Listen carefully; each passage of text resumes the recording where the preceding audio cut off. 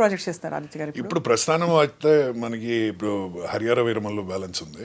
అది కాకుండా కొన్ని కొత్త ఫిల్మ్స్ ఇప్పుడు మాట్లాడుతున్నాము. హరిహర వీరమల్లులో మీ క్యారెక్టర్ ఎలా ఉంటుందని చాలా మందికి ఒక curiosity.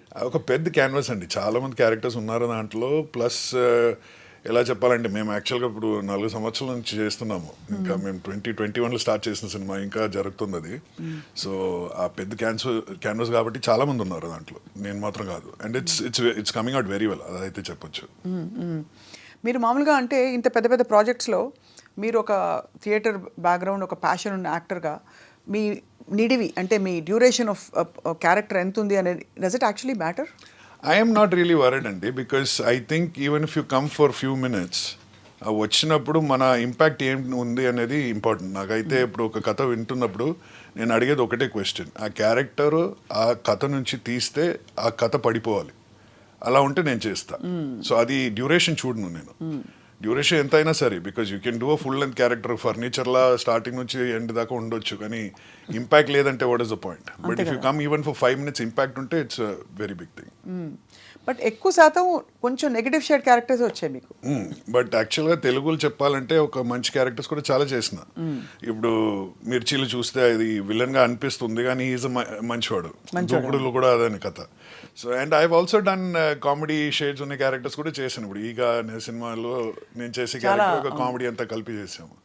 So I like to act అండి, ఏ క్యారెక్టర్ అయినా నేను చేస్తా. But I want to just do different stuff. But మీరు చెప్పినట్టు కరెక్టే, చాలా సినిమాల్లో నేను చేసేది negative shades.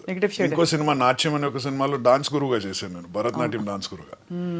So different characters చేశాను. ఐ థింక్ అందులో was Kamal part of it కాదు? yes, కమల్ కామరాజ్. నాట్యం చూసాను. ఇట్ వాజ్ ఎ వెరీ చాలా ఆఫ్ బీట్, సడన్ గా ఒక ఆర్ట్సీ ఫిల్మ్ వచ్చింది. మీరు డాన్స్ చేస్తారా? నేను dance I don't need to dance in that, but did you have to change your body language and walk like that? కొన్ని ముద్రలంతా చూపించాను దాంట్లో. బట్ ఒకసారి మాకు చూపించరా? మర్చిపోయాను, ఇప్పుడు చాలా రోజు అయింది. బట్ సంధ్యారాజ్ గారు she is like a dancer by herself కదా. So it was our passion and she made it happen. ఈ salt and pepper look cinema కోసమా ఎప్పుడు ఇలాగే ఉంటారా? అది ఏదో మిస్టేక్ వచ్చింది, దాని తర్వాత ఇప్పుడు కంటిన్యూటీ అయిపోయింది. ఇప్పుడు ఒక 2016 నుంచి షేవ్ చేయలేకపోతున్నాను నేను, అలానే కంటిన్యూ అవుతూనే ఉంది.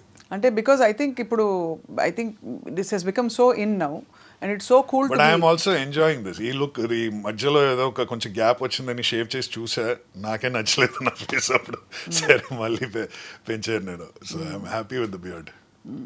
అప్పుడప్పుడు దుబాయ్ వెళ్ళొస్తూ ఉంటారు, మీరు అక్కడే పెరిగారు కాబట్టి. మా ఫ్యామిలీ అంటే మా బ్రదర్ అక్కడ ఉన్నాడు ఇప్పుడు కూడా, మొన్న కూడా వెళ్ళి వచ్చారు. I miss that place because that's where I grew up కదా. So once in a while I go there. అదొకటే కాకుండా అసలు లైఫ్ చూడాలంటే రాత్రి 10-11 తర్వాత దుబాయ్కి వెళ్ళి చూడాలంటారు.